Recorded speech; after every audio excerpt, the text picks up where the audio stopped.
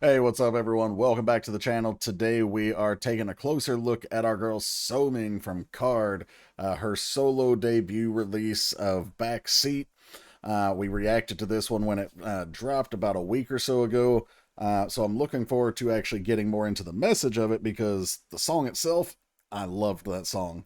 And now I want to actually see what it's about because as usual, not always, but most times when I do a reaction, I'm literally reacting.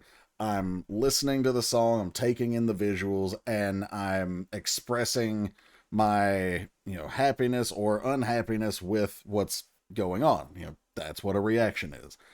But with these videos here on this channel, what I like to do, if you're not familiar, is I like to go through the lyrics, give my interpretation, and break those down, and then also talk about things that I see in the video that I find interesting. So, with that in mind, let's go check out Backseat.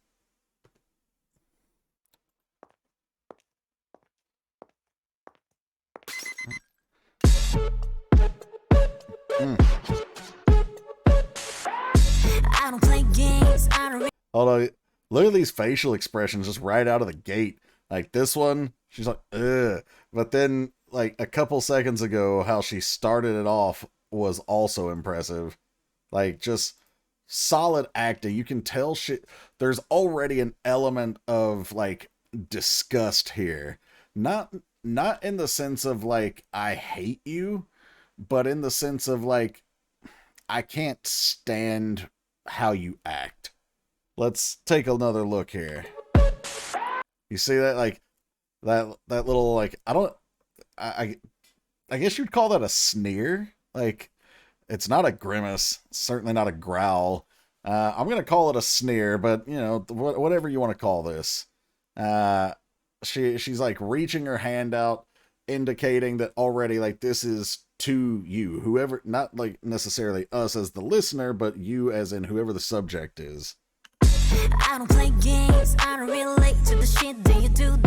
See, already lyrically, that's how you know it literally says to the shit that you do. So when she's reaching her hand out, she's clearly directing this to whoever you is. Ooh, that outfit change.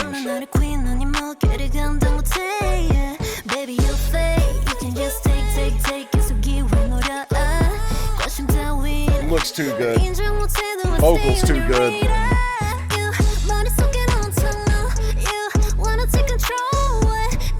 Little drop it low action. Don't speak up, stay down low. Gives you elevation, you should know your own way. You gotta speak so loud. I hear how you talk about us. You can't help but talk about us. Wanna run with me, but you stay in the backseat. I hear how you talk about us. Hit us with a little twerking, girl.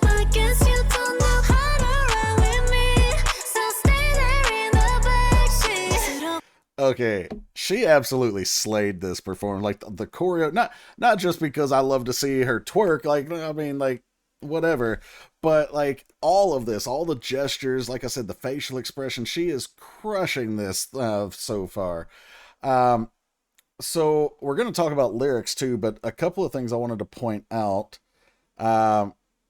You saw like the parking spot said backseat on there. Also, when she starts this shot, the license plate says Somin first, which means two things here. Somin first, as in it's like her solo debut, right? We got that. But Somin first, as in like she's putting herself first. And the reason we know it has that double meaning is because of what we're going to get into in the lyrics here. So let's talk about that. Verse 1, I don't play games. I don't relate to the shit that you do day to day. So like whatever you're doing, you're however you're acting, the actions that you take, how you move, it doesn't concern me. Like the bigger picture concerns me, but those little details, like I don't care. She says, I don't chase fame. Call me queen. You can't handle this weight. So I don't chase fame because I already have everything I need, all the recognition, whatever. call me queen. You know, queen obviously wears the crown. You can't handle this weight. You know, the common phrase we hear is like heavy is the head that wears the crown. So if she is taking the mantle of queen, she in this case would be wearing a crown, and she's saying that you aren't capable of shouldering the weight of that crown. Like you can't be queen or king, whatever. Uh, Baby, you fake. You can just take, keep looking for opportunities. So whoever this is to is opportunistic, and maybe they're just kind of riding on her coattails. Um, or like it could be a friend or it could be a lover. Uh, right now, I'm leaning towards someone who tries to call themselves friend, but um, yeah, it could go both ways. We'll see a little bit later. Even if you can't admit the interest, I stay on your radar. So now we've got some elements here about talking to haters. You know, like, why is my name always in your mouth? Like, you're clearly noticing me, even if you don't admit that you care. You know, we see a lot of that on social media where, you know, some of the biggest, most frequent posters about a group or, you know, a group song are the people who claim to be anti-fans or, you know, like fans of other groups that don't like that one that they're posting about because they're trying to trash them. And it's like, why is my name always in your mouth then if you don't like us? Um, you have it all in your head. Know you want to take control. Why do you always try to cross the line? Don't speak up. Stay down low.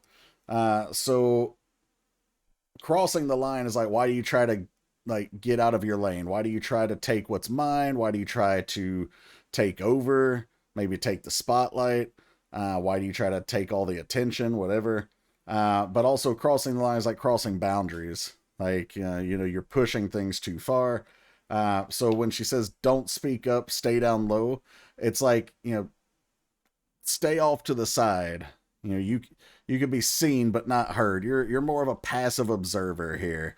Like you're not ready for this, whether it be the relationship or, you know, her queen role, whatever it might be. You're not ready for it.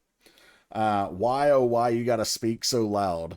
So that not just volume, but why you gotta speak so loud? Like why do you have to make so much noise in general? Right? We're not just talking about volume. We're talking about like how often and how much somebody's saying here, whether it be through social media or, you know, whatever the case might be. Then the chorus, I hear how you talk about us. You can't help but talk about us. Want to ride with me, but you stay in the backseat. So there's this element of she's kind of putting it lightly. You know, it's kind of like, I don't want to be a super jerk about it. Like, I'm not saying you can't come along for the ride, but you're in the backseat. You are a passive observer. You are not important to me right now. Like you're not my passenger. You're not my you know, like sharing the space with me.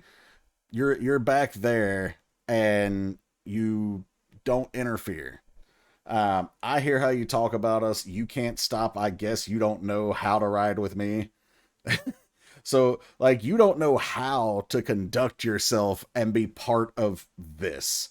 You know, this relationship with me, whether it's an actual romantic relationship or, you know, a symbiotic type of relationship or a friendship, whatever it is, you don't know how to be that. So in this case, let's just say she's talking about you as her man. Like, you don't know how to be my man and, you know, comport yourself with, you know, the standard that I uphold. So I'm not gonna leave you, but I'm not going to really be acknowledging you either. Like, you stay in the back seat. So I love that we've got uh, this confidence and this. It is fierce, but it's fierce in a almost passively kind way, which is kind of weird to put into words. I don't know if I'm really describing it the way I mean to, but yeah, it's really interesting. And back to the song, just how it sounds. her voice is spectacular. Like, we know she can sing. If you've listened to Card, you know she's good. But this song and the album in general really give her a chance to fully shine. And I read something that reinforced that too, which I didn't know when I did the reaction, which was all the vocal layering, the harmonies, the vocal padding, the ad-libs, all of that. She did all of it without, anybody else coming to help in. So, when she's with Card, she shares the stress of those vocals and the production and everything amongst the four members. But when she's by herself, she here gets to push herself, and that lets her be solely responsible, whether good or bad. And so far I've heard no bad, but for better or worse, she is, this is her baby. Like, this is all her. And I think she did a fantastic job.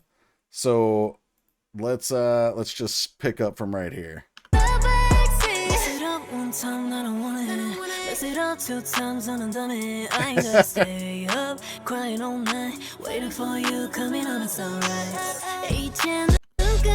Okay, so the only thing I stopped for here, we'll talk about lyrics in a minute, but the reason I stopped right here is because visually, two things actually. One thing I haven't pointed out yet, but it's been present the whole time, is that she has chosen this like black backdrop, this darkness, amongst her white outfit and the white outfits of the dancers, specifically to create a vibrant contrast, so that all the attention is pretty much on her and the choreography and the performance, as opposed to the environment. But environmentally speaking here, and the reason why I stopped is because right here you see the light is out and the lyric is waiting for you to coming home at sunrise. So you've been out all night, you come back, and now this is no longer a question of who this is to. Remember, we were talking about maybe it was a romantic interest, maybe it was a, some form of, I call it a symbiotic relationship, but some like a beneficial partnership, or maybe it was a friend. Clearly now we're talking about a romance, because this person is out all night and coming back in the morning. Maybe he's cheating, maybe he's not. We'll talk about that in a little bit. But we have coming home at sunrise, so it's dark, and then the light comes back on at sunrise, like right there on cue.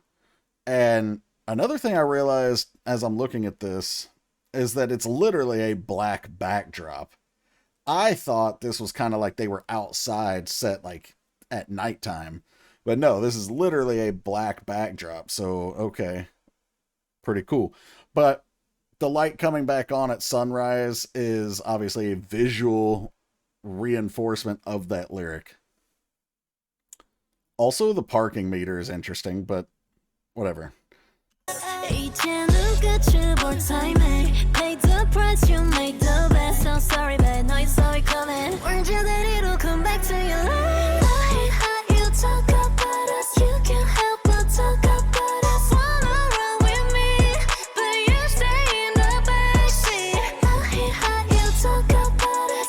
She is so good.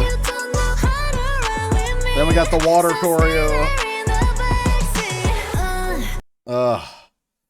She's too good. And what do you say when a girl looks this good, sounds this good, and then she like goes for the hyper sexy look to, like, come on now, she's killing me. She's a bias for a reason. So we talked about the chorus. Verse 2 was mess it up one time, I don't want, mess it up 2 times, you dummy.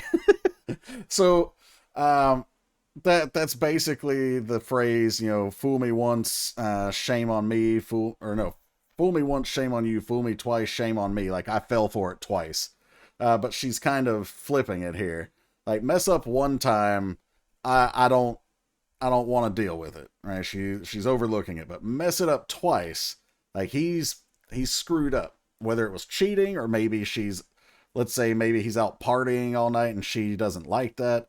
Whatever the case would be, it's probably cheating, especially because of what we're going to talk about as we go through the lyrics a little bit more.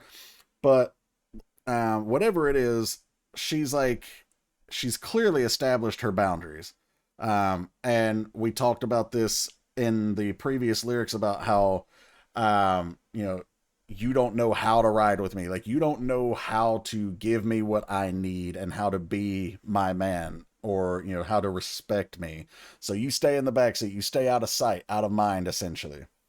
Um, but in this case, messing up once, I was willing to overlook it. I didn't want to deal with it, whatever. But you mess it up twice, you're an idiot. Now you're getting what's coming to you. I ain't going to stay up crying all night waiting for you to come home at sunrise. So she's cutting ties. She's done, right? Like, you messed up. She's not going to cry any more tears over you. And then the waiting for you to come home, like waiting for you to crawl out of that person's bed and come back to her. Like, no, she's better than that.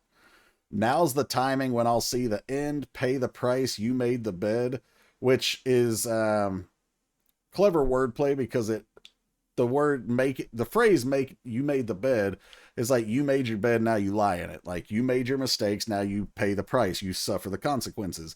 But specifically using that phrase and the words, you know, made the bed, like, strongly brings the image to mind that he was in someone else's bed cheating on her. So sorry, babe. You know you saw it coming, warned you that it'll come back to you later. So essentially, like, sorry, not sorry, like, I'm leaving, or maybe she's gonna cheat on him now, whatever the case might be. Like, you screwed up, you knew karma's a bitch, and you knew it was coming for you, and you still did it again anyway. So sorry about your bad luck. And then we get back to the chorus again. This chorus is addictive too, by the way. I keep hearing it in my head even when I'm listening to other songs sometimes.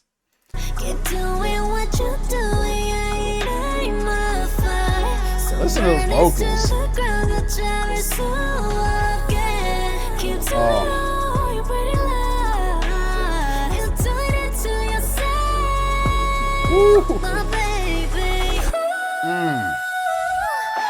Okay, right as she's dropping it down low, that bridge, oh, keep doing what you're doing, yeah, it ain't my fight.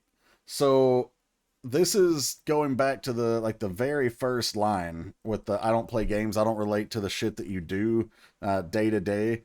Like, these decisions that you make, the way you move through life, like, it's not my fight anymore. I don't care. Like, I'm out.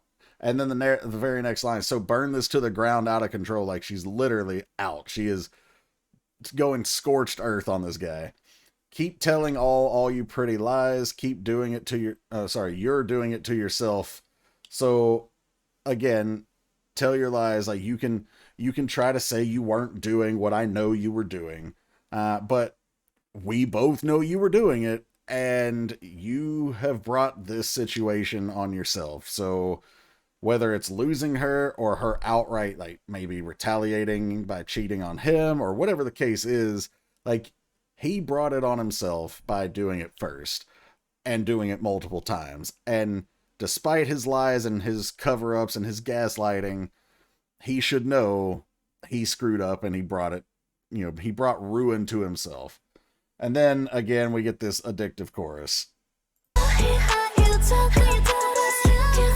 Love that choreo move too.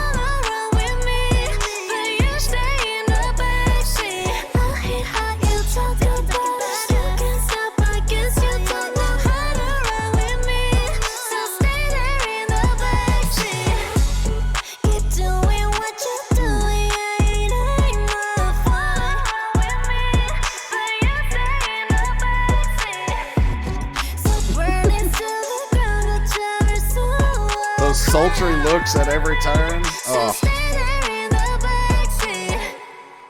Then she, you know, flaunts the backseat of herself, you know, a few different times with the twerks and then the final pose there. Yeah, that's just all around. It's a fantastic song. The choreo was great. She knew the assignment. She brought the visuals out. She brought the sexy choreo and the outfits and the water and the fun, like, self-confidence message here. Like, I'm a queen. I don't need your validation. you clearly don't know how to be with me in a relationship, so you stay in the back. You can be a passive observer from now on. Like, yeah, everything about this song was fantastic. I really enjoyed it. All right, guys, so that was, of course, Backseat from Somin. I hope you guys enjoyed it as much as I did.